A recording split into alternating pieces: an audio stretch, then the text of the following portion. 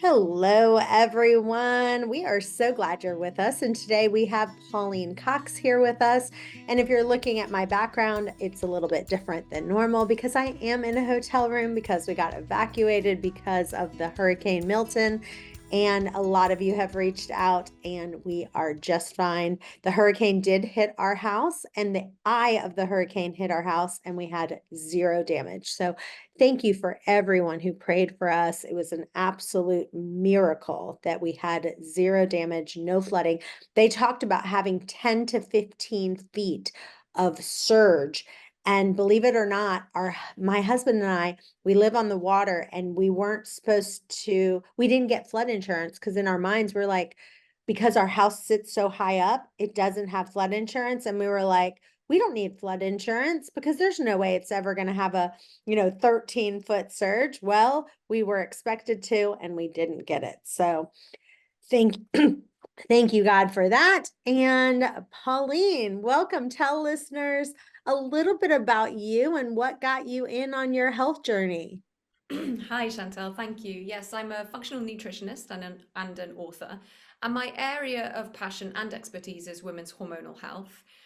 And I suppose, like many individuals in my field of work, I got into this area because of my own health struggles many, many years ago now. And I was actually working as a health professional at the time as a physical therapist, and was seeing a lot of women come into my practice with frozen shoulder, tendonitis, migraines, and I felt like I wasn't really getting to the root cause of the problem. And so I started to dive into nutrition at a deeper level, discovered the work of Dr. Terry Wall, who is an incredible doctor over in America who found herself with a condition called MS and really impacted her own health positively through diet and nutrition.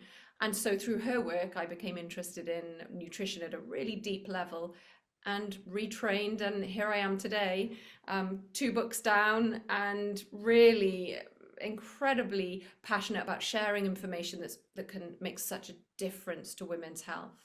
Wow. Well, let's start with talking about frozen shoulder because I actually do have frozen shoulder. It's gotten so much better. But there still, when I go to the gym, I started taking this body pump class, Mm. and I can put the bar over my shoulder, but I still struggle sometimes if the weight is too heavy to Yes. lift it up. So talk about what causes frozen shoulder and what are some of the remedies to fix it? Yeah, well, I think from sort of looking at it from a standpoint of women's health and particularly hormonal health, as we transition from our 30s into our 40s and then 50s, our hormone landscape starts to change. So from our late 30s onwards, our progesterone and estrogen, the two sex hormones that are so important to us as women and our overall health and well-being, start to change. Now, these are anti-inflammatory hormones, and when they start to drop, we start to notice that. We can notice it in increased aches and pains, but that itis part of tendonitis, that's inflammation. So, as we lose the anti inflammatory effects of our sex hormones, we can start to notice increased levels of inflammation in the body. Losing these hormones as we transition through perimenopause is a pro-inflammatory time in our lives. And this is why diet's so important, making sure we're getting those anti-inflammatory benefits from certain healthy fats, from certain dietary foods that are great for our gut health, and keeping check of the foods that add to our inflammatory load. Because once you get that stubborn frozen shoulder, as you may have noticed, firstly, it can take a little bit of time to resolve.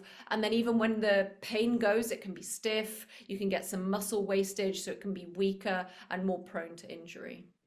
Mm. So do you think I've heard people say that it's part of the cause of frozen shoulder is because of your estrogen levels falling. And Mm. because of your estrogen levels falling, that's what can cause it. Do you agree with that? Yes, exactly. So estrogen is a very anti-inflammatory hormone. So as we're losing estrogen, we're losing that anti-inflammatory effect. And as I said, that sort of shift in hormones as they decline, the progesterone, the estrogen, our inflammatory levels naturally start to rise. It coincides with other the loss of other benefits we get from estrogen. So, for example, estrogen is a really helpful metabolic hormone. So it helps to get the glucose out of your blood and into your muscles and into your brain.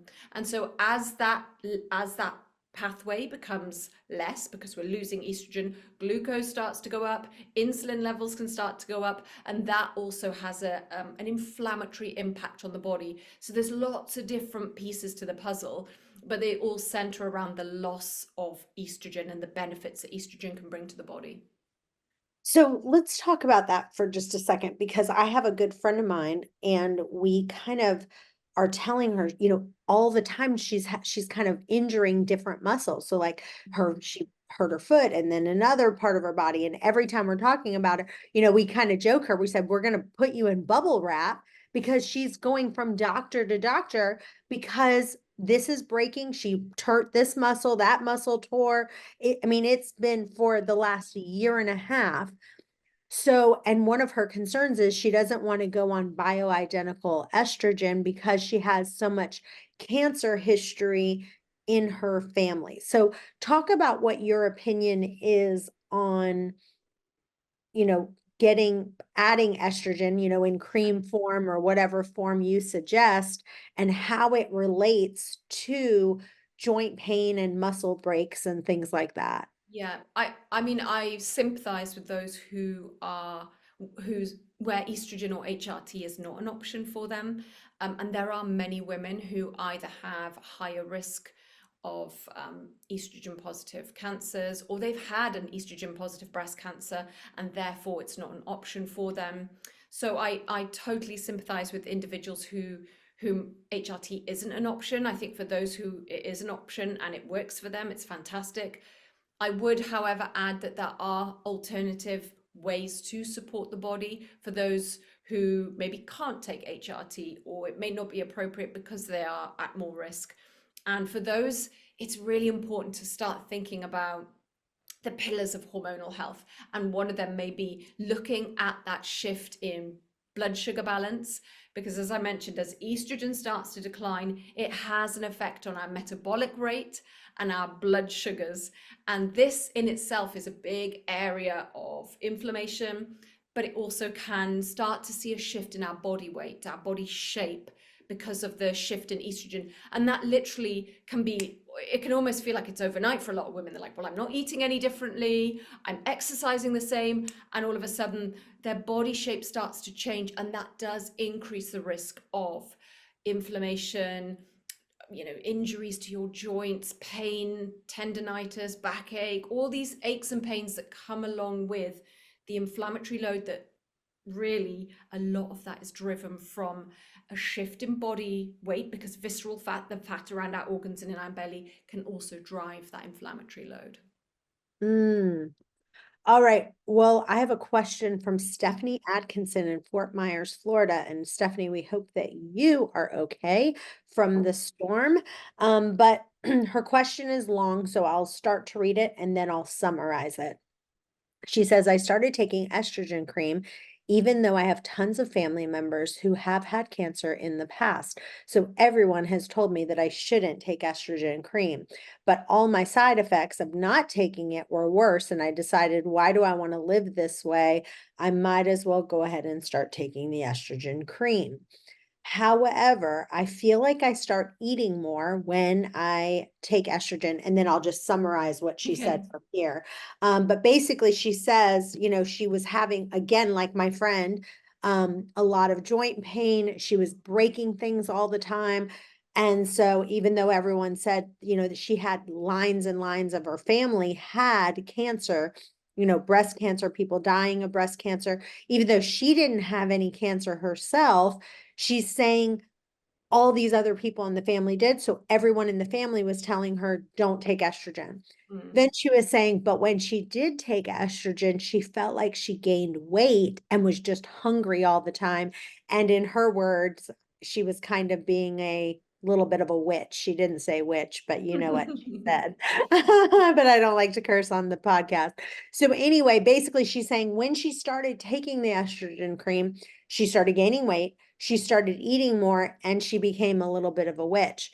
So how would you combat that? Maybe was she taking too much? Mm. Should she back off a little bit? And then the other part of her question was, what, how much, and was there any different types? I mean, there's so many different kinds of estrogen that you can take. What is the best form? So it was a Yeah, lot so to that, but I couldn't read it all. first, I just want to say that I'm a nutritionist, and my focus for my work is more on the kind of natural remedies and the nutrition side of things. So whilst I understand the question and I respect the question, I don't tend to delve into the different brands and types of HRT or even dosages because it is such a specific area for each individual. What's interesting to note with estrogen is it's the Goldilocks hormone. Too little and we can feel terrible, too much and we can feel terrible. What I would suggest with someone who's curious about their hormone health is to maybe look at your genetics to see if you do have a particular risk factor for breast cancer. You may carry a certain gene. The second thing you can do is look at the way that your body processes estrogen. So there's a test called the Dutch test, DUTCH test, and that helps to establish what your adrenals are doing and also how your body is shunting the estrogen as it breaks it down. And that can give you an indication of whether you're metabolizing estrogen in a really good pathway or you're shunting it off to some more of the not so great estrogen. So that can be insightful from a personalized perspective and to help that individual to decipher whether they maybe want to bring that down their estrogen or try a different one. But that would definitely be something for them to talk to about with their physician in terms of their personalized level of estrogen. I don't know about you guys, but I am stressed. And if you're feeling overwhelmed this holiday season, then I get it. With all the family get togethers, it is just a relentless source of stress. But anyway, there is something that I've got called Stress Guardian, and it's actually made by Bioptimizers, the people who make the magnesium breakthrough, which I love, love, love. But anyway, they are literally made this new product. It has 14 adaptogenic herbs and it just regulates your stress. I just actually took some right this second and it's awesome. If you go to stressguardian.com/wasteaway and put in waste away for 10% off your first order, it's stressguardian.com/wasteaway. Go there now. Now let's talk about, I'd love to hear a day in the life of what Pauline eats because you have some of the greatest things. And I also want you to kind of talk about Terry Walls and the Walls protocol a little bit because Terry has been on our podcast, I think 2 or 3 times. She is amazing. Yes. And, the Walls diet actually differs from traditional paleo diet Yeah. because it has no eggs. I think it allows some legumes and allows 2 servings of gluten-free grains like rice, and stuff like that. So it's a little bit different, but it's kind of mostly a paleo diet with a few little exceptions. So I want you to kind of talk about your diet, what Yes. you found that works, and then what has worked for women who kind of are in their, late 40s and 50s, who are maybe struggling with their health, struggling with weight gain that really works. Yes.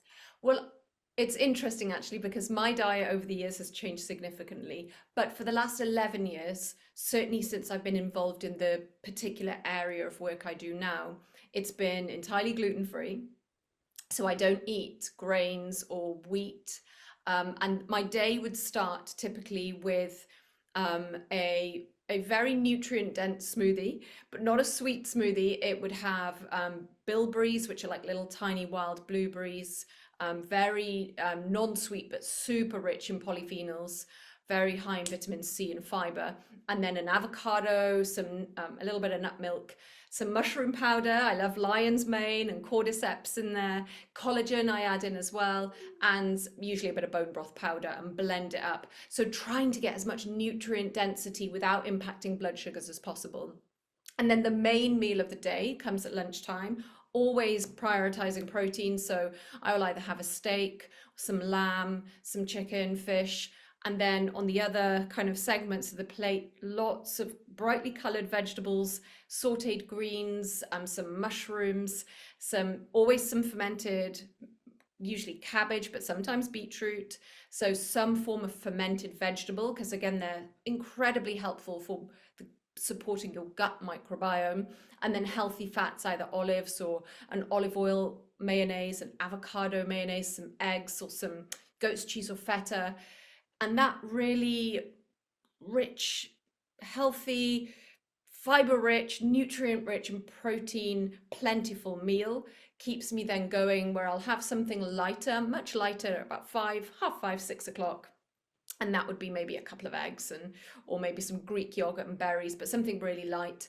And then cutting off to create an intermittent fasting window from 6 through to about 9 o'clock the next morning.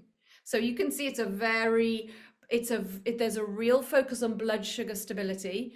There's a real focus on keeping protein as a priority, plenty of cruciferous vegetables to support the liver and the detox pathways, the sulfur-rich foods in there, brightly colored, so all the polyphenols and nutrient dense magnesium from your greens and potassium from your greens, lots of goodness without spiking the blood sugars, and not eating too frequently, minimal snacks between the meals. I love it. And that is exactly how like to eat as well. I do have a shorter window that I like to eat in, to have a little bit longer of a fasting window. But I agree, making proteins as your top priority, really focusing on greens. And right now, I'm just trying out for the next 30 days. I'm not eating any fruit at all. I'm taking fruit out. And the reason is because I love dried fruit. And Mm, I love all those, like, those little dried fruit yeah, snacks. They're yeah, like 100% fruit. They're kind of like fruit roll-ups, but they're like the yeah. organic kind. Well, I can just get out of control with them. Like, I love them so much. And so sometimes I just need to say, okay, we're taking a break from fruit altogether, because I really love fruit and I can get out of control with it sometimes.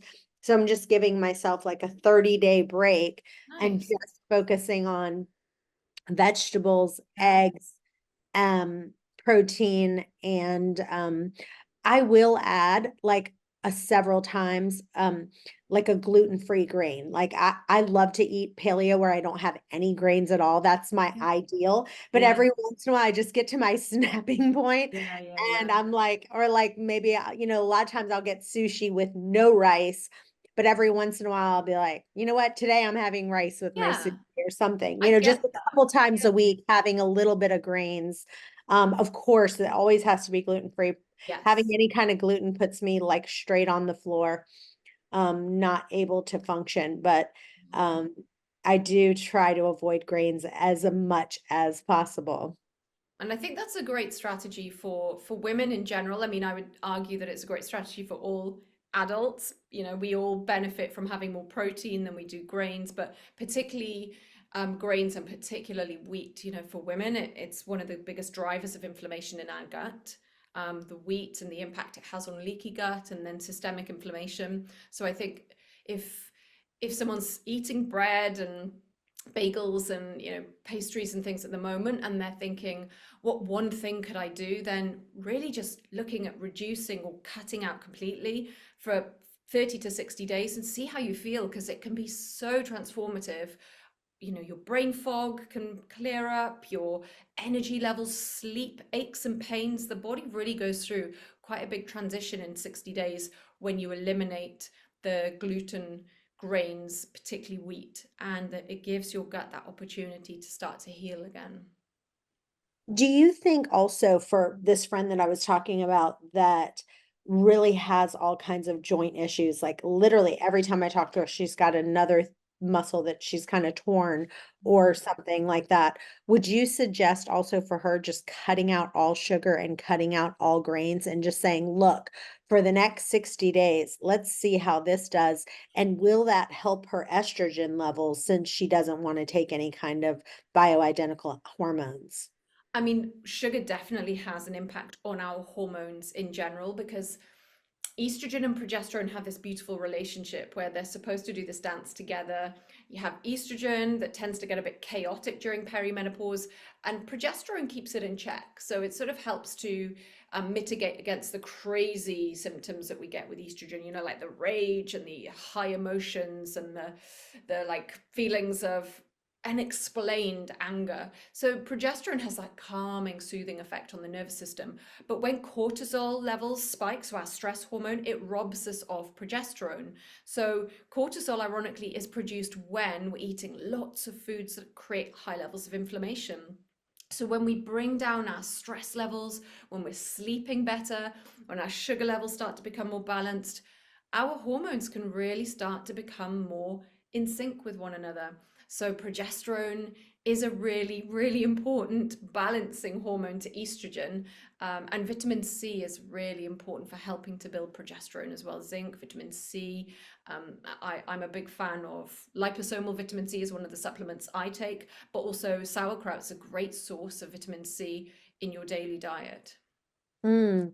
So let's talk about supplements that you think are kind of the key, because I think, I truly believe people can get out of control with supplements, and it just gets, I know for me, I literally, it's like a joke. People would come over and they'd be like, Chantel, look at like I had this like round table where I had like all my Yeah. supplements, and they were like, this is absolutely insane.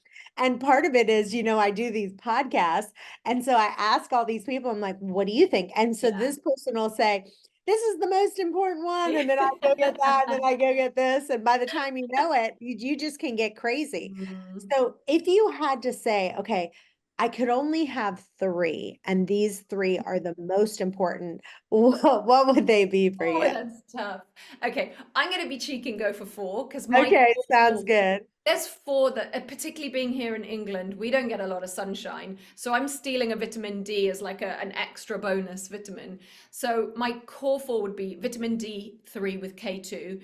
I always pair it with K2 because vitamin D3 is great at helping get calcium into the bones, and it's a fantastic support for your immune system.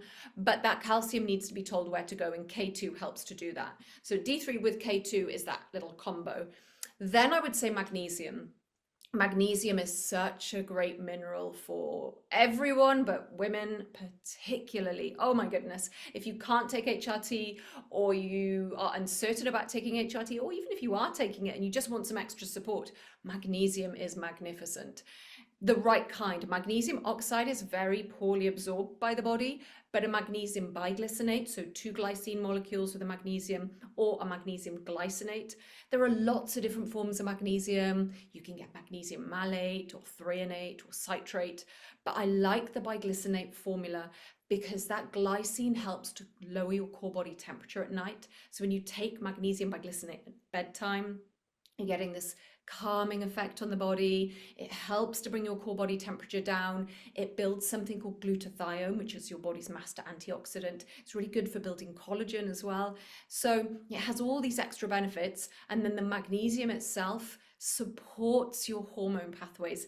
Where progesterone starts to decline, your brain hormone GABA can start to decline, but magnesium helps to bring GABA back up, and GABA is a calming, soothing brain hormone. So, when we go through perimenopause, we can get very anxious and very jittery. Magnesium helps to calm and soothe the nervous system again. It's very important for helping to support your blood sugars. So where estrogen starts to decline and blood sugars might start to creep up, magnesium can help shift the blood sugars back into the cells again. It's great for our blood pressure. It's important for activating vitamin D. It's anti-inflammatory. I mean, really, there are many, many benefits to magnesium.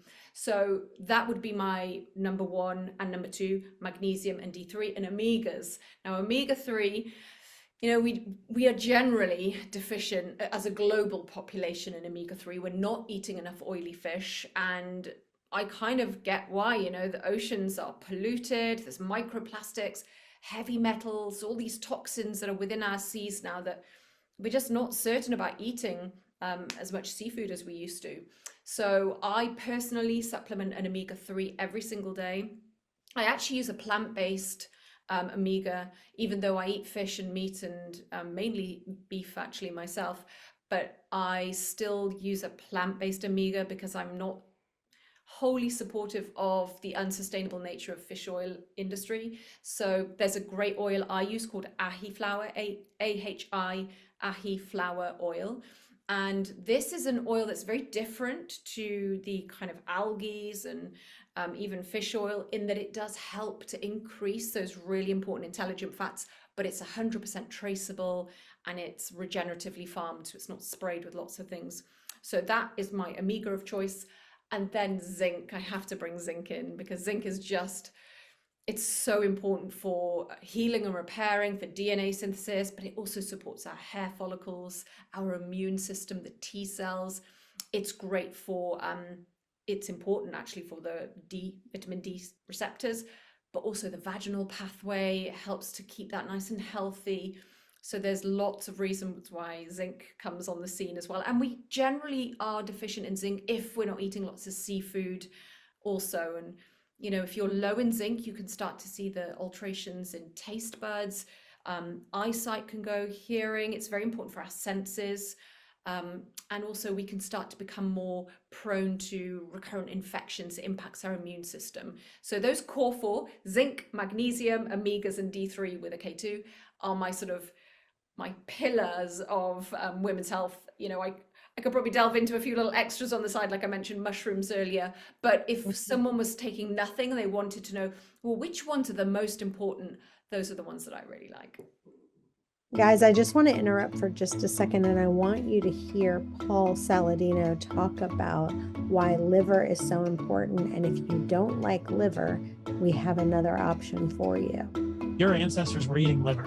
And the reason that this sort of wisdom has been passed down is because liver is very nutritious. It's basically nature's multivitamin. If you look at the nutrients in meat, they're great. You've got zinc, you got B6, you got B12, you got some K2. But if you look at liver, it really complements what's in muscle meat. And there are many unique nutrients found in organs, specifically liver as a powerhouse of these, that are difficult to obtain outside of liver. Like meat and organs are like peanut butter and jelly. They just go together. They're supposed to be eaten together.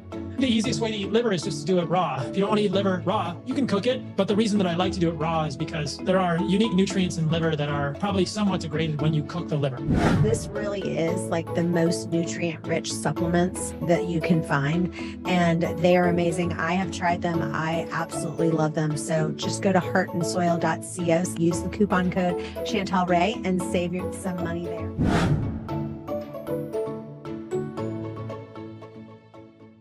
I do want to mention, I do agree. I think the magnesium is extremely important. I want you guys to go to, if you guys go to magbreakthrough.com/wasteaway, you can enter the code wasteaway10 or wasteaway. Both of them should work for 10% off, but that particular one has seven different kinds of magnesium. So I love to have it where it's multiple different kinds of magnesium, not just one. And then my other personal favorite is digestive enzymes, because I think those are super, super important. And right now you can actually get a free bottle of these enzymes. They're giving them away completely for free. And I just think it's so, so important to have these enzymes. I bring them with me on vacation or stuff, but if you go to masszymes.com/wasteaway free, you can get a free bottle. That's masszymes.com/wasteaway free. And the first bottle is free. So you might as well try it. I really believe part of what's happening with our country is I'm so against these people taking Tums. Like, it's so funny. I saw this guy at a restaurant and he had Tums, and I literally went over and I was like, I want to explain to you why you should not have Tums. My husband was like, oh my gosh, here we go.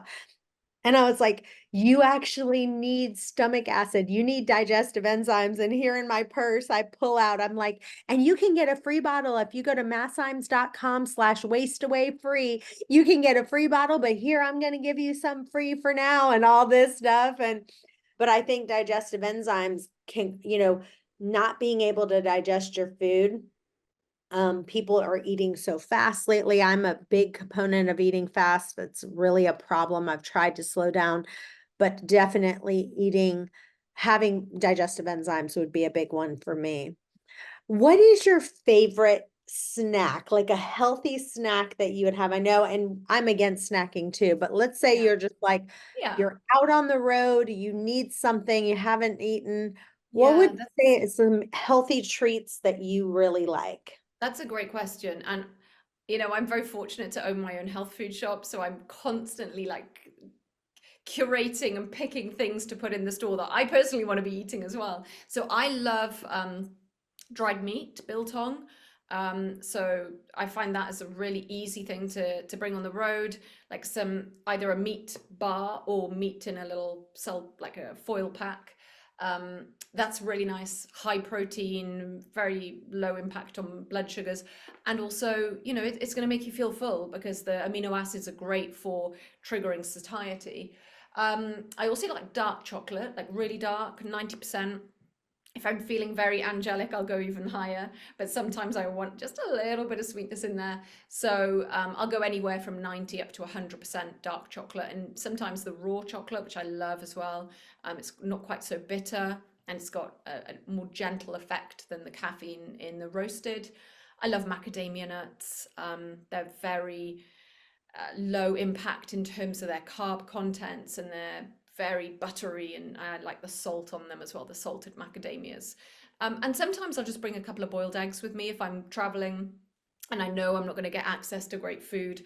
I always have boiled eggs in my fridge with a bit of salt, a bit of seaweed salt, and that is a really great way of making sure you're getting the nutrients that your body needs, because we know the impact of not getting those nutrients. The body will start to crave. If you don't get your omega-3s and you don't get your amino acids, then the body craves. So if I'm feeling like, oh, I need a brownie or something, my brain's saying eat something, then I'll say, okay, look, just have some Greek yogurt, some berries and a few seeds and nuts on top, and then see how you feel. And inevitably, after I've had some of that, my brain's like, that craving's gone now. So it's kind of having a bit of a negotiation process with the brain, because the brain's always going to seek out these dopamine spiking foods because we're surrounded by them. They're tempting us all the time. And so it's kind of understanding our brain will do that and finding these empowering alternatives to have at the ready to stop the going for the Oreos or the Maltesers or whatever little things we're trying to stay away from instead. Yeah, I love it. And I will tell you, one of the things that I've done, and I'd love to encourage you guys to do a 30-day with no sugar um, challenge with us. If you are not part of our Facebook group, it's a free group. It's called Intermittent Fasting and OMAD Group. Okay, Intermittent Fasting and OMAD Group. It is kind of a teal color. We'd love for you to join us there. And I would say doing 30 days with no sugar at all really helps you to dial these things in. So, like the other day, I was really hungry. We were traveling on the road and I wanted something. A lot of times before, if I wanted something, it'd be fruit or it'd be one of those fruit snacks that I had. Well, since I'm not having any sugar, now I had, like a chomps, one of those meat that you're talking about, Yeah, grass fed, grass yeah, finished. And I had that, but it's retraining my brain. And I think that we don't realize, as far as the estrogen goes, we don't want to keep spiking that blood sugar. And when although fruit is good, some people like me can yeah. get a little bit crazy with it. And I think doing this 30-day no sugar challenge would Perfect. be really helpful. So I want to just encourage you to do that. Join our Facebook group. And this has been amazing, Pauline. Tell listeners where they can follow you and find you. They can follow me on Instagram at Pauline J Cox. That's PaulineJCox. They can find me in a Facebook group, Healthy Keto and Low Carb Living. And I have a book. My second book is called Hungry Woman: Eating for Good Health, Happiness and Hormones. That's available on Amazon globally as a book or as an ebook. Awesome. Well, you guys stay tuned. We've got another episode coming up in just a few. Bye-bye for now.